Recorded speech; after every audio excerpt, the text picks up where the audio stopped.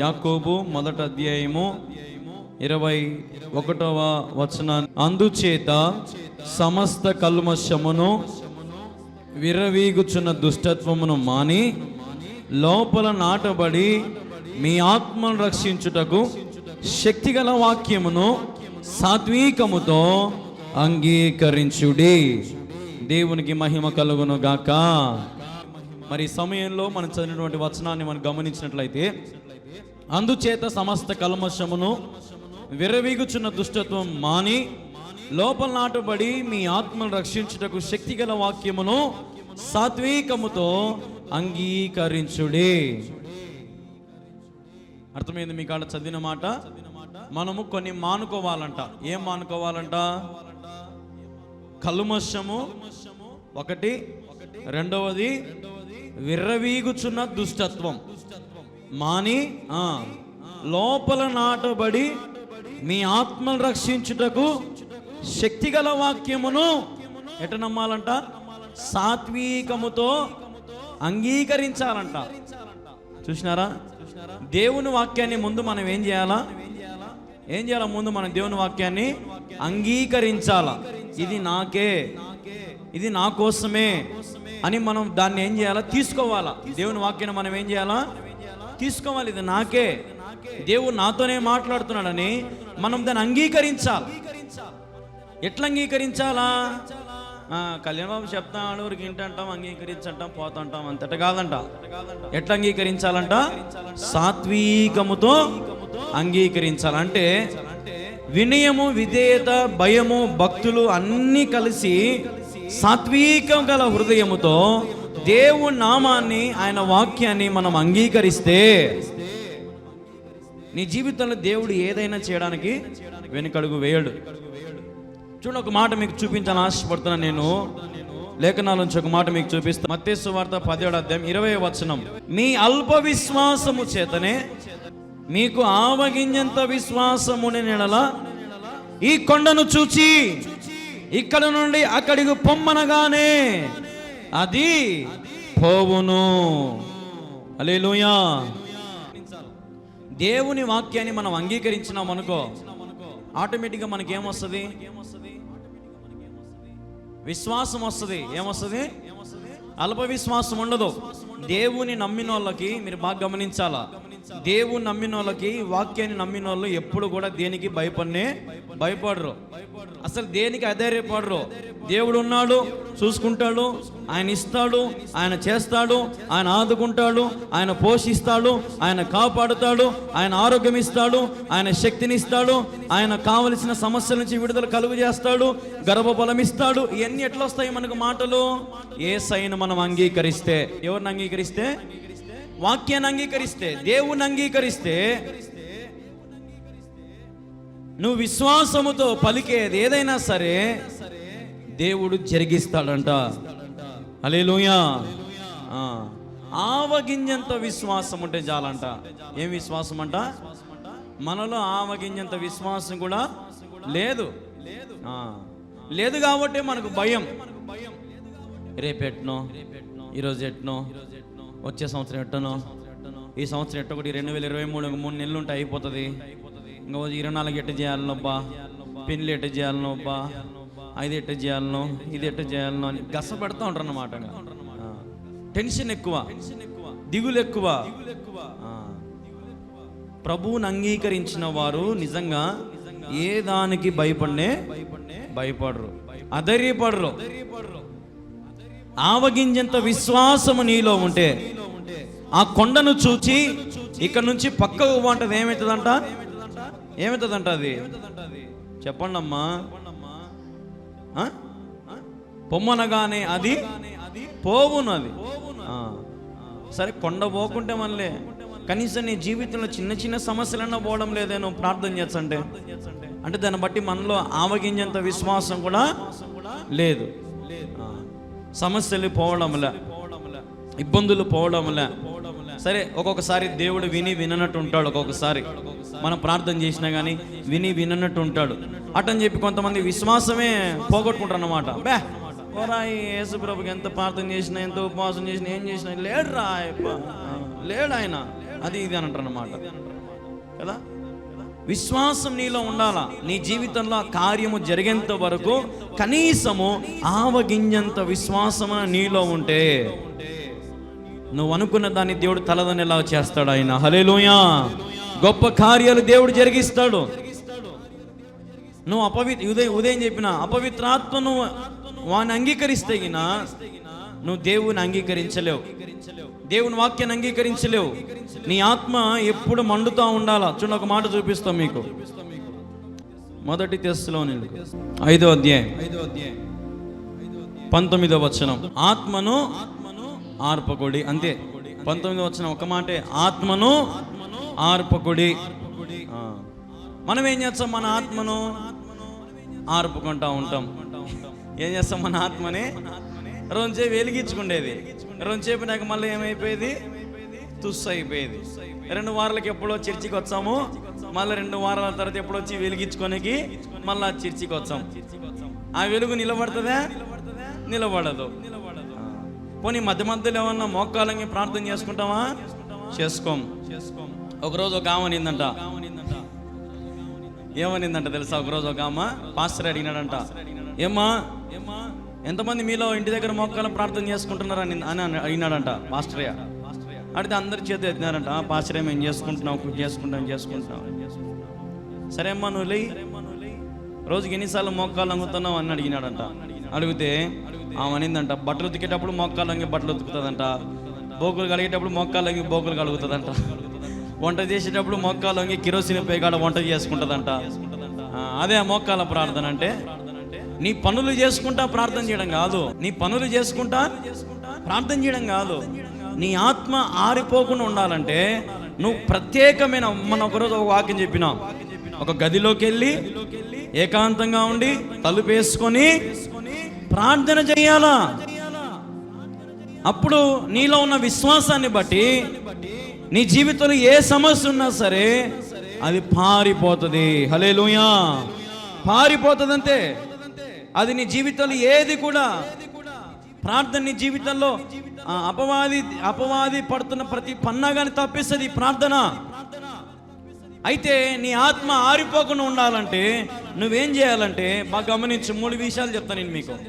మీ ఆత్మ ఎప్పుడు మండుతా ఉండాలంటే, మీ ఆత్మ ఎప్పుడు దేవుళ్ళ మండుతా ఉండాలంటే, మొదటిది ఎక్కువ ప్రార్థనలో గడపాల. మొదటిది ఏంది? ఎక్కువ ప్రార్థనలో గడపాల. రెండవది వాక్య ధ్యానము చేయాల. ఏం చేయాలి? రెండవది వాక్య ధ్యానము చేయాల. మూడవది ఆత్మీయులతో, సేవకులతో, సంఘముతో అంటు కట్టుకొని ఉండాల, సహవాసము కలిగి ఉండాల. ఈ 3 నువ్వు కలిగి ఉంటే నీ ఆత్మ ఎప్పటికీ ఆరిపోదు.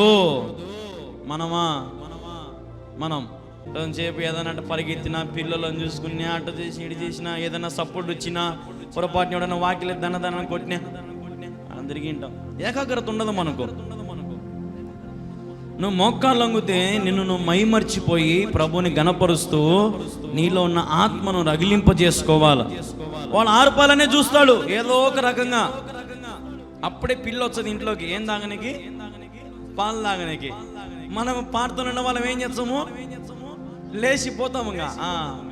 సరే పోయినాక మళ్ళీ గౌకి వచ్చామాగా రామ్ ఆడ తుడుచుకొని ఆ రోజు ఆ పాలు చూసారు అబ్బాయి రోని పాలు ఇంకా భంగం అయితే అని చెప్పి మళ్ళీ స్టవ్ మీద పెట్టుకొని ఆ పాలు కాంచుకొని పొంగి కాఫీ తాగి మళ్ళీ రంత పువ్వు వండుకొని అయిపోయి ఇంకా పాడుతున్న మధ్యలోనే ఎగిరిపోయి ఉంటుంది. చూసినారా? సరే వాక్య ధ్యానం గురించి వద్దాం. వాక్యం బైబిల్ తెరుచాం అనుకో, తెరుచానే మనకు ఒక మహా అంటే నాకు తెలిసినంత వరకు అమ్మ వాక్యం చదవండి అమ్మ అని చెప్పినాను. ఉదాహరణకి చదవండి అమ్మ అంటే ఆదికాండం 1వ అధ్యాయం బాగా రోషంగా స్టార్ట్ చేస్తారనమాట. రోషంగా ఆదికాండము యమునాశేఖర్ ఆదికాండము 1వ అధ్యాయం స్టార్ట్ చేస్తారు. 5వ అధ్యాయం వచ్చేకల్లా పడిపోతుంది బండి. ఏమవుతుంది బండి? ఓయమ్మా ఇన్ని పేజీలు ఉండయే, ఓయమ్మా ఏమంటాము ఇన్ని పేజీలు ఉండయే, ఓయమ్మ ఇన్ని అధ్యాయాలా, ఇప్పటి నుంచి రోజుకు ఒక అధ్యాయం చదువుతా ప్రభా అని అప్పుడప్పుడు మోకాలంగి ప్రభా ఇప్పటి నుంచి రోజు ఒక అధ్యాయం ప్రభా. రేపు పొద్దున ఏంటది నిద్ర లేచానే అధ్యాయం చదువుతారా? అధ్యాయము చదవలేరు. అధ్యాయంలో సగం చదవలేరు. మళ్ళా కానీ సెల్లు జున్నికి పొద్దున్న లేస్తనే ముందు మనం ఏం చూడాలా? పొద్దున్న లేస్తానే సెల్లు. వాట్సాప్లో మెసేజ్ ఏమైనా వచ్చినాయా? ఫేస్బుక్లో ఎవడన్నా ఫ్రెండ్ రిక్వెస్ట్ పెట్టినాడా? ఎవరన్నా అమ్మాయి మెసేజ్ చేస్తుందా? ఇవన్నీ చూస్తారన్నమాట యవనస్తులు. అవునా కదా? బైబిల్ లేదు, ఒక పాట లేదు, ఒక కీర్తన లేదు, ఒక వాక్యం లేదు, మోకాల ప్రార్థన లేదు, మరొక రోజు ఇచ్చిన దేవునికి స్తుతి లేదు, వాక్య ధ్యానం లేదు, మోకాల ప్రార్థన లేదు. ఈ రోజున చిన్న పిల్లల నుంచి పెద్దల ముసలుల వరకు చెప్తున్న మాట ఇది. నేను ప్రార్థన లేదు, వాక్య ధ్యానము లేదు. మూడవది ఏం చెప్పినా మీకు? ఆత్మీయులతో సహవాసము లేదు. ఈరోజు వచ్చిన సహవాసం, ఈరోజు మనం అందరం సహవాసంగా కూడుకున్నాం.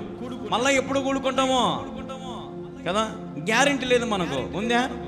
పొరపాటు రేపు ఏదైనా దీనికంటే ఏదైనా ప్రోగ్రాం పడింది అనుకో, ట్రాక్టర్ కడుతున్నారు, ఆ ఊరికి శ్రీమంతం ఫంక్షన్కి పోవాలి, ట్రాక్టర్ కడుతున్నారు. ట్రాక్టర్ యాడికి పోతాం మనము? శ్రీమంతమే. వాళ్ళు మన దానికి వచ్చిందిలే, మనం పోకపోతే ఎట్టా? సరే రెడీ అవుతాం, బాగినండి, రెడీ అవుతాం. 7కు రెడీ, ట్రాక్టర్ కాడ కూర్చోండి. ట్రాక్టర్ 7కు పోతుందా? 11కు పోతుంది. ట్రాక్టర్ నుంచి 8కి పోతుంది. అప్పుడు అనుకుంటారు, అబ్బా ప్రార్థనకు పోయినా బాగుండునే. అప్పుడు చెయ్యి ఇచ్చుకుంటే అబ్బా కదా. ఊరికి ముందు వచ్చి కూర్చొని మేము టైం వేస్ట్ ఆయనే, చెమటలు పట్టే ఇన్నే మాకు కదా. సరే ఆడిగిపోతే పోనీ ఆడనే ఏమైనా ఉంటుంది అంటే ఆడేముండదు. పోతేనే పోతేని 1-2 దాకా డ్యాన్సులు, షికార్లు, నానక మాటలు, బూతులు, వ్యసనాలు, వాని గురించి వీళ్ళ గురించి అవన్నీ మాట్లాడుకొని చూడండి. సంఘములో కూర్చుండేది రోంచేపే, మనం సహవాసంతో కూర్చుండేది రోంచేపే, ఆశ్చర్యతో రోంచేపే ప్రార్థన చేసుకునేది అంతే. ఇంక మళ్ళీ అటు పోతే అయిపోయి. ఒరేని పాస్టరయ్య మా కోసం ప్రార్థన చేసినాడు కదా, ఆ బలం మేము పొందుకోవాలి కదా, ఆ శక్తి మేము పొందుకోవాలి కదా, ఆ భక్తిని మేము కాపాడుకోవాలి కదా అని అనుకోరు. మళ్ళా వచ్చే వారం కూడా చేస్తలే ప్రార్థన. ఏముంది నేను చెప్పి అర్థమవుతుందా? వచ్చే వారం కూడా ఏం చేస్తాడు కళ్యాణ్ బాబు? తల మీద చేపెట్టి ప్రార్థన చేస్తాడు. ఏముంది? సహవాసం ఆడిగిపోతుంది అన్న. కొంతమంది అంటారు, బా మా సహవాసం ఆడిగిపోతుంది. ఆడిగిపోదు. ఈరోజున మన సహవాసాలు చెడ్డవారితో ఉన్నాయి, లోకానుసారమైన వ్యక్తులతో ఉన్నాయి. అందుకే మన ఆత్మ ఏమైపోతుందంటే ఆరిపోతా ఉంది. దేవుడు అంటా ఉన్నాడు, మీ ఆత్మను ఆర్పకుడి. మీ ఆత్మను ఏం చేయాలమ్మా? మీరు ఇప్పుడు ఆర్పుకోవాలన్నా ఆర్పుకోకుండా వెలిగించుకోవాలన్నా? వెలిగించుకోవాలంటే నువ్వేం చేయాలా? 3 పనుల్లో ప్రార్థన, వాక్య ధ్యానము, మూడవది ఏంది? ఆత్మీయులతో సహవాసం. అటని చెప్పి ఇంట్లో వంటలు చేయడం మానుకుండారు. మళ్ళా ఇల్లు ఉడిసేది, వాకిళ్ళు ఉడిసేది అవన్నీ మానుకుండారు. మళ్ళా అప్పసం ప్రార్థన చేసుకోమన్నాడు కళ్యాణ్ బాబుని. ఇంట్లో అప్పసం ప్రార్థన చేసుకుంటా బైబిల్ చదువుకుంటూ ఉండకండి. ఇంట్లో పనులు కూడా చేయాలా. భర్తలు కూడా అంతే, భార్యను అన్ని రకాలుగా, పిల్లలు కానీ. అయితే నేను చెప్పేది ఏంటంటే, సమయం దొరికినప్పుడు మీరు వృధా చేయకుండా సమయాన్ని మీరు దేనికి వాడుకోవాలా? దేవుని గురించి వాడుకోవాలా, వాక్యాన్ని ధ్యానించాలా, బైబిల్ పఠనం చేయాలి. ఈరోజున మీరు గమనిస్తే అమెరికాలో ఒక వ్యక్తి మధ్య తిరుగుతూ ఉన్నాడు. అమెరికాలో దేశంలో ఆయన ఏం చెప్తున్నాడంటే, ఒక ఆయన క్రిస్టియన్స్ కనపడితే చాలా ఒక మాట అడుగుతాడు. మీరందరూ యూట్యూబ్లో కూడా వస్తున్నాడు ఆయన. ఈ మధ్య ఒక ముస్లిం వ్యక్తి ఏమడుగుతున్నాడంటే, క్రైస్తవులను పిలిచి, నువ్వు ఎవరిని ఆరాధిస్తున్నావు అని అడుగుతా ఉన్నాడు క్రిస్టియన్ని. అప్పుడు అతను అంటా ఉన్నాడు, మేము జీసస్ని, యేసు ప్రభుని మేము ఆరాధిస్తా ఉన్నాం అన్నాడు. అయితే ఇప్పుడు ఇతను అడిగినాడు, మరి తండ్రి ఎవడు? తండ్రి ఉన్నతమైన వాడు, తండ్రి కుమారుని మా కోసం అనుగ్రహించినాడు అని చెప్పినాడు ఆయన. అప్పుడు ఈయన అంటా ఉన్నాడు అతనితో, అయితే యేసు ప్రభు దేవుడు కాదు, యేసు ప్రభు మెసెంజర్, అంటే ఒక వర్తమానము తెచ్చిన వ్యక్తి మాత్రమే. దేవుడు తండ్రే అని ఈయన చెప్తున్నాడు. ఈజ్ మెసెంజర్ అని ఈయన చెప్తా ఉంటే, ఈ ముస్లిం అని చెప్తా ఉంటే, అటు పక్కలో ఢీ కొట్టలేక లాస్ట్కి ఏమన్నాడంటే, నువ్వు చెప్పినట్టే నేను అల్లా దేవుని ఒప్పుకుంటా అని చెప్పి అల్లా దేవుని ఒప్పుకుంటా అన్నాడు. మీరు గమనించండి, మన కోసం ప్రాణం పెట్టింది ఎవరు? ప్రాణం పెట్టింది ఎవరు? తండ్రే కుమారుడా? బాగా గమనించండి, నేను అడిగే ప్రశ్న. మన కోసం ప్రాణం పెట్టింది ఎవరు? తండ్రి ద్వారా కుమారుడు అనుగ్రహించబడ్డాడు, కానీ కుమారుడు మన కోసం ఏం చేశాడు? వెల చెల్లించినాడు. అయితే ఒకటి గుర్తుపెట్టుకోండి, ఎక్కడ కూడా నేను తండ్రి కంటే గొప్పనని చెప్పుకోలే యేసయ్య ఎప్పుడే కానీ. మీరు బాగా గమనించాలి, బైబిల్ అంతట్లో కూడా నేను తండ్రి కంటే గొప్పోని కాదు, నేనే మార్గం అన్నాడు. అంటే ఇప్పుడు పరలోక రాజ్యానికి మనం వెళ్ళాలంటే ఇప్పుడు మనకి ఎవరు అవసరము? ఎవరు అవసరమమ్మా? యేసయ్య అవసరం. ఈ లోకంలో ఎంతో మంది మానవులు ఉన్నారు, ఏ పాపము చేయకుండా దేవుడు పుడితే అట్లాంటి వ్యక్తి మనుషుని రూపంలో జన్మించబడి మన నిమిత్తమై రక్తము కార్చి చనిపోయి ఇంత వేదన పడితే ఆయన దేవుడు కాకుండా పోతాడా? ఇప్పుడు ఉదాహరణకి మీకు ఎవరైనా ఒక లక్ష రూపాయలు మీకు ఉచితంగా ఇచ్చాడు అనుకో అమ్మా, మీకు అప్పొద్దు, అప్పు కాదు, వడ్డీ కాదని చెప్పి ₹1,00,000 మీ చేతిలో పెట్టినాడు అనుకో, మీరు ఏమంటారు? అతన్ని ఏమంటారమ్మా మీరు? మనిషి అంటారా? నా దేవుని మాదిరి వచ్చిన దేవుని విన్నా అని చెప్పి అతని కాళ్ళన్న పట్టుకోమా. ₹1,00,000 ఇచ్చిన వ్యక్తినే నువ్వు దేవుడు అంటే, సాక్షాత్తు తన ప్రాణమును దారబోసిన వ్యక్తి దేవుడు కాకుండా పోతాడా? కలిగినది ఏదియు ఆయన లేకుండా కలగలేదు. హల్లెలూయా, జీసస్ ఈజ్ ద లార్డ్. అంతే, యేసయ్యే గొప్పవాడు, యేసుక్రీస్తు అందరికీ ప్రభు అయి ఉన్నాడు. అందుకే మీ ఆత్మలను ఆర్పుకోకండి. మీ ఆత్మలు ఆర్పుకున్నారంటే మీరు అపవిత్రాత్మకు, లోకానికి, లోకంలో ఉన్న వారికి మీరు జవాబు చెప్పలేరు. దేవుని గురించి మీరు సువార్త చెప్పలేరు. మీరు దేవుని గురించి ప్రకటించాలంటే మీరు వాక్య ధ్యానం చేయాలా, ప్రార్థనలో ఉండాలా, ఆత్మీయులతో సహవాసం మీరు చేయాలా. ఈ మూడు ఉండాలా మీరు. ఈరోజు నేను మీకు చెప్పినట్టుగా ఫస్ట్ ఒక మాట చెప్పినాను మీకు, మన ఆత్మను రక్షించుటకు శక్తిగల వాక్యమును మనం ఏం చేయాలంట? సాత్వికముతో అంగీకరించాల. ముందు నువ్వు మారితే, సాత్వికంతో దేవుని అంగీకరిస్తే, నీ ఆత్మను ఆర్పుకోకుండా నువ్వు కాపాడుకుంటే నువ్వు 10 మంది ఆత్మలను వెలిగించగలుగుతావు. హల్లెలూయా. ఒక్క అగ్గిపుల్ల చాలు అడవినంతా కాల్చడానికి, అవునా కదా? నువ్వే ఈరోజు అగ్గిపుల్లగా వెలగాల. అనేక మంది అన్యులు మార్చబడాల, భక్తిహీనులు మారాల, అనేక మంది యేసుక్రీస్తు త్రిప్పబడాలంటే నువ్వు నేను ఎంతో ప్రయాసపడాలి. ఈ రోజున ఊరికే తిని తాగి పనుకోవడం కాదు, దేవుడు మనకి ఇచ్చినందుకు కాదు జీవితం. చిన్నప్పటి నుంచి తింటానే ఉండం, చిన్నప్పటి నుంచి నిద్రపోతానే ఉండం కదా. ఇప్పుడు ఉదాహరణకి ఎన్నిసార్లు బైబిల్ చదివినారు అను అంటే చెప్తామా? చెప్పలేము. ఎన్నిసార్లు సినిమాకి పోయినావు అంటే ఏం చెప్తాము? ప్రతి సినిమాకి పోతాను నేను చిరంజీవి అభిమాని, చిరంజీవి సినిమా ఒక్కటి పోనీయను నేను. చిరంజీవికి వచ్చే విలువ మన యేసయ్యకి ఇవ్వడంలే మనం. సినిమా హీరోలకు ఇచ్చే విలువ మన యేసయ్యకి ఇవ్వడంలే. యేసయ్య ప్రాణం పెట్టి అనేకమైన త్యాగాలు చేసి ఆయన నీ కోసం నా కోసము వేలాడబడితే ఈరోజు ఆయన అంగీకరించడానికి మనకు చేతులు రావడంలే, మనసు రావడంలే మనకు. ఈరోజు మీ ఆత్మలు ఆర్పుకోవాకండి.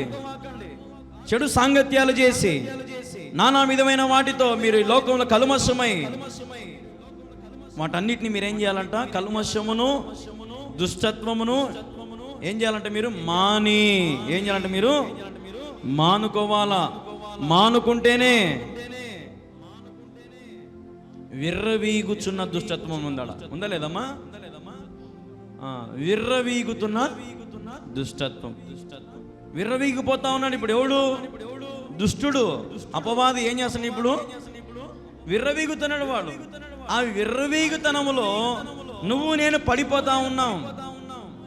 నాకేమి అనే స్థితికి వచ్చినాం ఇప్పుడు.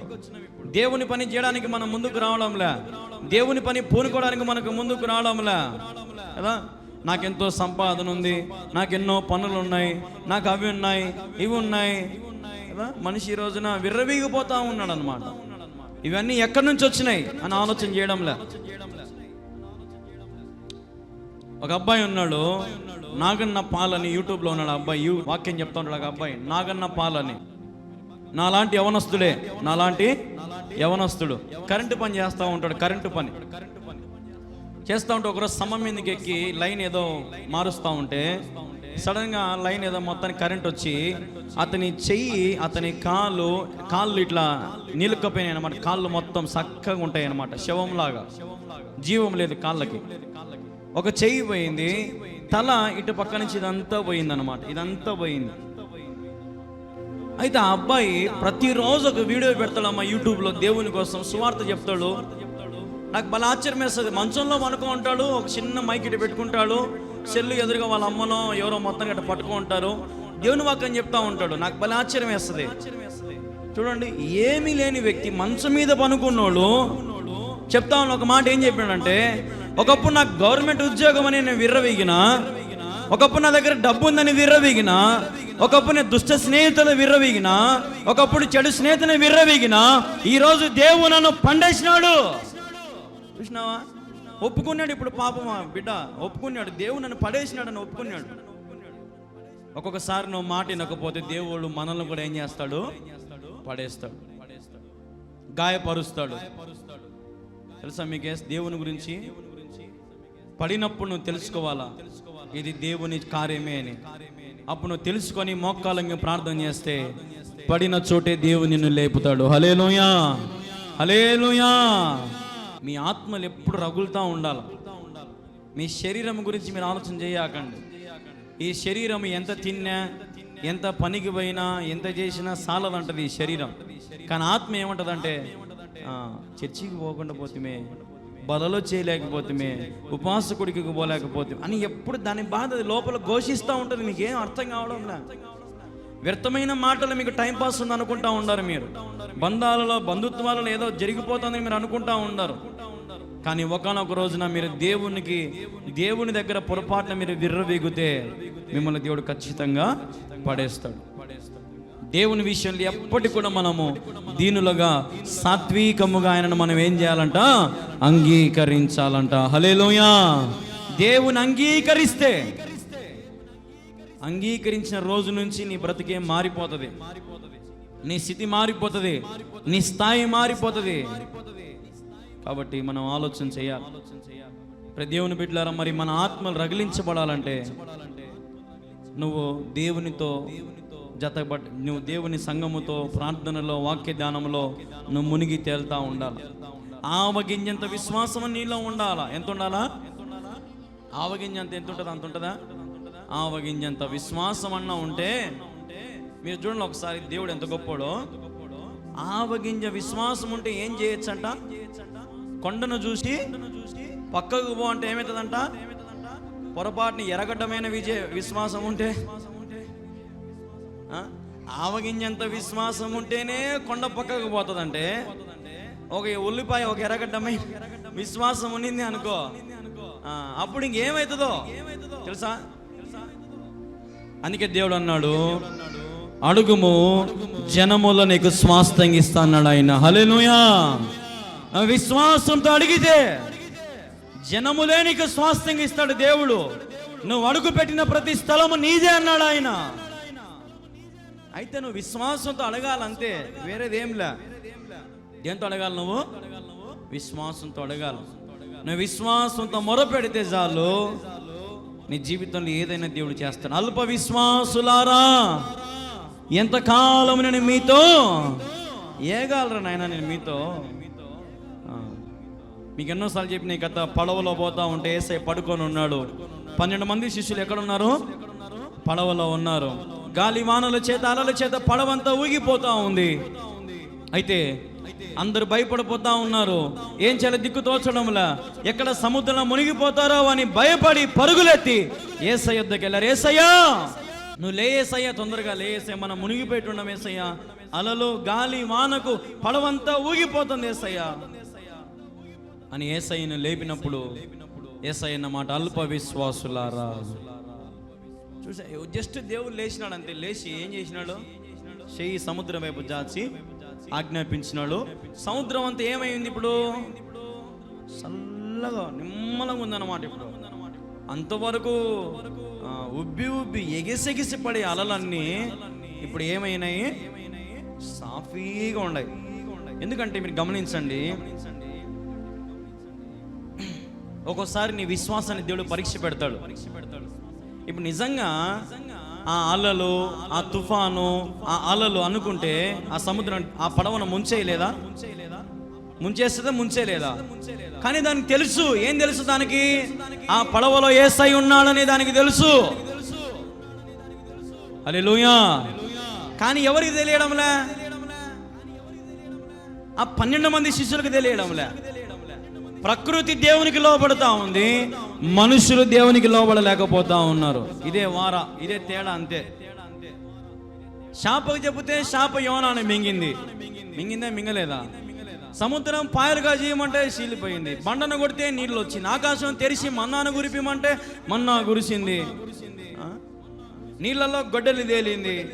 ఏందమ్మంగా ఇంకేంది మళ్ళీ ఇదేంది అద్భుతాల ఆచి ఏంది ఇన్ని చేస్తుంటే దేవుడు?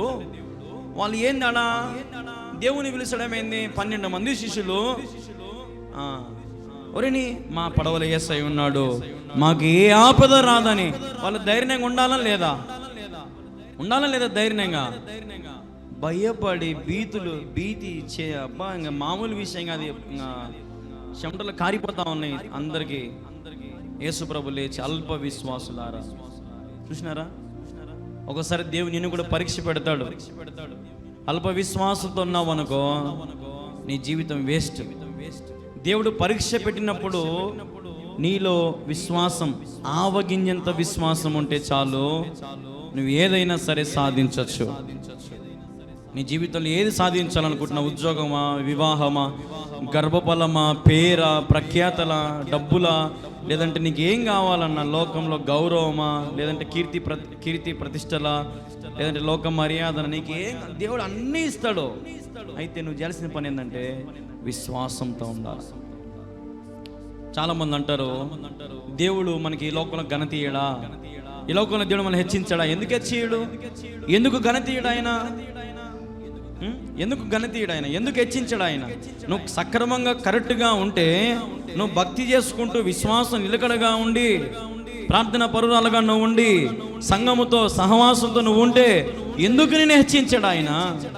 ఎందుకు నేను బలపరచాడు ఆయన?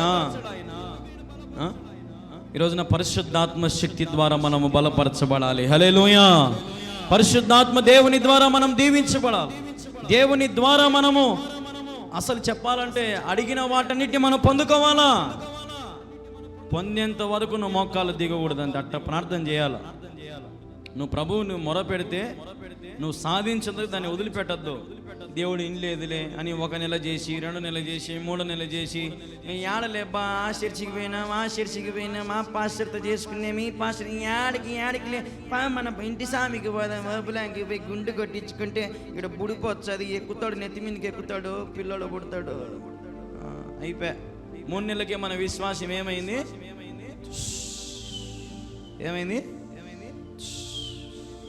గాలంతా పోయింది. ఎవరో ఒకటి చెప్తాడు కదా, అది పోయి ఆ చెట్టుకు పోయి ముడుపు కట్టి ఒక చిన్న ఉయ్యాల కొనుక్కొని ఆ ఉయ్యాల దాన్ని తగిలించి ఊపి రాపో అంటాడు అన్నమాట. ఇక్కడ బల్ల తీసుకునేది మర్చిపోతాం, దేవుణ్ణి మర్చిపోతాం, పొద్దున్నే ఆట ఆడుకుంటాం, పోతాం, ఉయ్యాల కడతాం, అన్నీ చేసి వచ్చారు. ఇడికి వచ్చి వాళ్ళు చెప్పింటే పోయిన దేవుడు ఒప్పుకుంటాడా? ఆయన్ని ఒప్పుకుంటాడా? చెప్పండి అమ్మా, ఒప్పుకుంటాడా? కాబట్టి మనం చాలా జాగ్రత్తగా ఉండాలి. అందుకే విశ్వాసుల మాదిరే ఉండాలా. విశ్వాసఘాతుకుల్లాగా మనం ఎప్పటికీ ఉండకూడదు. హల్లెలూయా. విశ్వాసులుగానే ఉండాలా. భక్తి చేసేవారు భక్తి చేస్తూనే ఉండాలా. సేవ చేసే సేవకులు సేవలో కొనసాగించబడతా ఉండాలా. ఏవి ఎప్పుడు ఎక్కడ ఎలాగ జరగాలో సమస్తము దేవుని స్వాధీనంలో ఉన్నాయి. సమయోచితమైన జ్ఞానముతో ఆయన నీకు రావలసినవన్నీ దయచేస్తాడు ఆయన. హల్లెలూయా. షారాకు ముసిలి అయిపోయింది అనమాట. షారా దేవుడు ఏమి ఇచ్చిన నమ్మకు నవ్విందామా, నాకు ముసిలాని నాకు ఏడబుడతారని నవ్వింది కదా. ఇంకా కొంతమంది నవ్వుతుంటారు, ఏడ చేస్తాడులేబ్బా దేవుడు, చేసేవాడైతే ఇన్నేళ్ళు ఉంటాడు మాకు, ఇంతకాలం ఉంటాడు మాకు కదా. నువ్వు ముందు సక్రమంగా ఉంటే, భక్తిగా ఉంటే, విశ్వాసంగా ఉంటే, నువ్వు అడిగిన వెంటనే గొప్ప కార్యాలు దేవుడు జరిగిస్తాడు. నిజమైన స్నేహితుడు మన హృదయాన్ని ఏం చేస్తాడంట? గాయపరుస్తాడు. మన హృదయాన్ని ఏం చేస్తాడు? నిజమైన స్నేహితుడు గాయపరుస్తాడు. ఈరోజు నీ హృదయం గాయపడింది ఏమో, నువ్వు అడిగిన ప్రార్థన నీకు జవాబు రాకుండా గాయపడింది ఏమో, వెయిట్ చేయి. నిజమైన స్నేహితుడు ఒకానొక సమయంలో నీకు మేలు చేస్తాడు, నీకు సహాయం చేస్తాడు, ఆదుకుంటాడు, తను బలపరుస్తాడు. ఒకసారి వచ్చి యేసయ్య నీ పక్షం నిలబడితే, నీ ఎదురుగా సైన్యం వచ్చినా, నీ పక్కన 1000 మంది పడినా, 10,000 మంది కూలినా, ఏ అపాయమో నీకు సమీపంగా రానే రాదు. హల్లెలూయా. ఆయన ఆలయంలోకి సంతోషంగా రండి. అందుకే ఆయనను స్తుతించండి ఆనందముతో, తంబురతో, సితారుతో నాట్యమాడుతూ ప్రభుని గణపరచండి. విశ్వాసంలో నిలకడగా ఉండండి. ఆత్మను ఆర్పుకోకుండా ఆత్మను రగిలింపజేసుకోండి. యేసయ్య మిమ్మల్ని బలపరుస్తాడంతే. యేసయ్య మీకు కావలసినవన్నీ ఇస్తాడంతే. ఇయ్యకుండా ఆయన అన్యాయం చేసే దేవుడు కాదు, అపనమ్మకాలు చెప్పే దేవుడు కాదు, మాట ఇచ్చి మాట తప్పే దేవుడు కాదు. నువ్వు అడిగిన దానికంటే, ఊహించని దానికంటే అత్యధికమైన మేలులతో ఆయన నింపుతాడు. అత్యధికమైన మేలులు, ఊహించలేని మేలులు, ఊహించలేని మేలులతో నింపిన నా యేసయ్యా, నీకు నా వందనం. వర్ణించగలనా నీ నామము, వివరించగలనా నీ త్యాగము.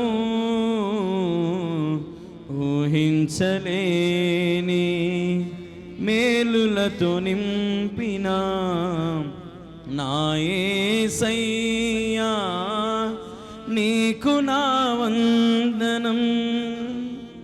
ఏం చెప్పాలి లాస్ట్ ఆయనకు? నమస్కారం చెప్పాలా, వందనాలు చెప్పాలా, అయ్యా స్తోత్రం అయ్యా అని చెప్పాలా, వందనాలు యేసయ్యా అని చెప్పాలి. కాబట్టి నీ జీవితంలో ఊహించని మేలును చూడాలంటే ఈ రోజు నుంచి నీ దినం ప్రారంభం చేయి. పట్టుదల కలిగి ఎడతెగగా ప్రార్థన చేయండి.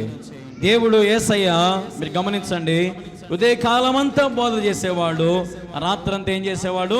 ప్రార్థన. కొండల్లోకి పోయి ప్రార్థన చేసేవాడు. ఉదయమంతా బోధ, ఉదయమంతా అద్భుతాలు, ఆశ్చర్యకాలు, సూచనలు చేసే దేవుడు.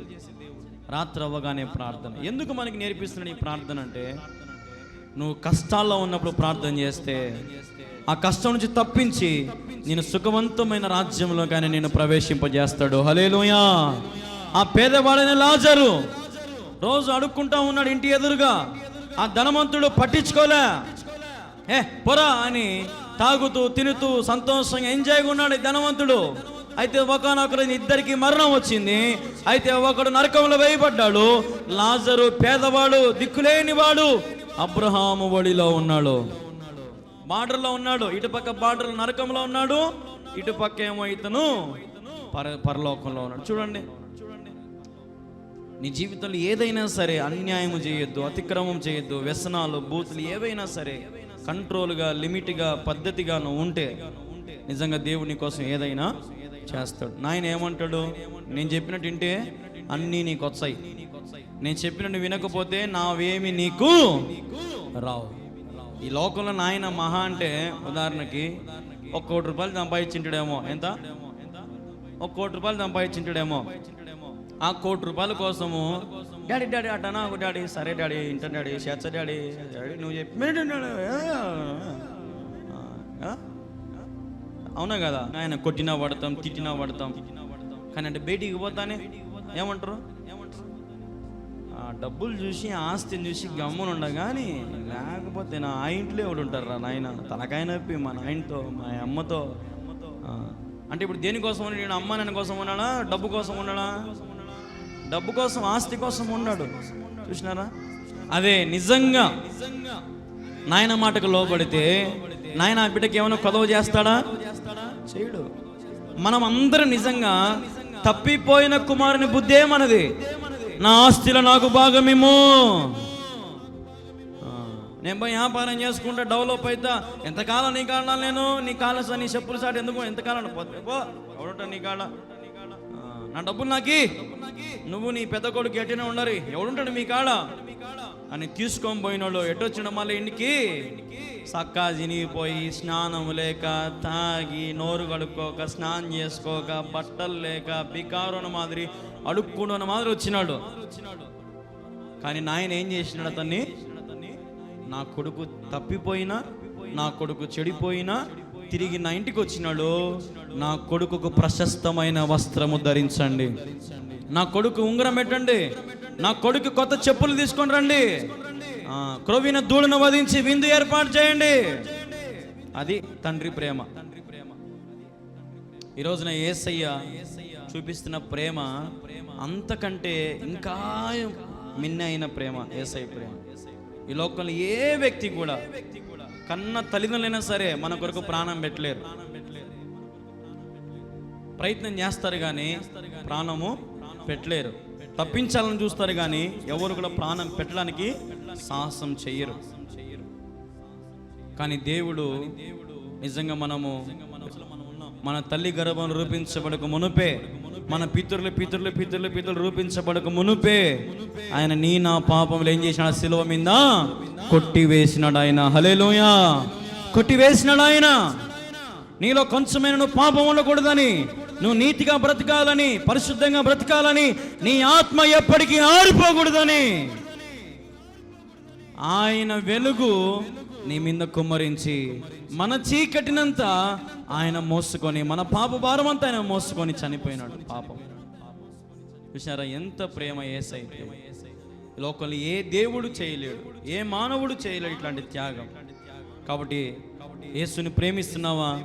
అయితే నీ ఆత్మను నువ్వేం చేయాలా? ఇప్పుడు రగిలింపబడతా ఉండాలి. ఆరిపోకూడదు నీ ఆత్మ, నిత్యం వెలుగుతా ఉండాలి నీ ఆత్మ.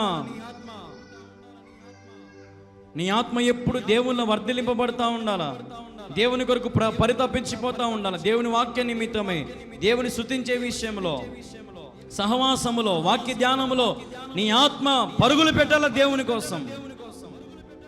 వాక్యానికి ఒక మాట ఉంది, ఆత్మేమో పట్టుదలగా ఉందంట, శరీరము ఎటుందంట? శరీరము బలహీనంగా ఉందంట. ఎటుందంట? శరీరము చర్చికి పోదాం పని ఆత్మ అంటదంట, శరీరం అంటదంట ఉండు కూర తెచ్చుకునే బాగా గుడికి తినేసి నిమ్మలంగా తేనె తాగి తనసపు తాగి పోదాంలని శరీరం అంటదంట. ఆత్మ ఏమంటదంట? పొద్దునే పోదాంపా అంటదంట. సిద్ధపడిపోయి సాపులు వేద్దాము, మందిరం రెడీ చేద్దాం, పోదాం పని ఆత్మ ఏమంటదంట. కానీ శరీరం ఏం చేస్తుందంట? కూర్చుంటదంట, ఎవరిని వచ్చే మాడుతుంటదంట, ముసలం ముచ్చట్లంట.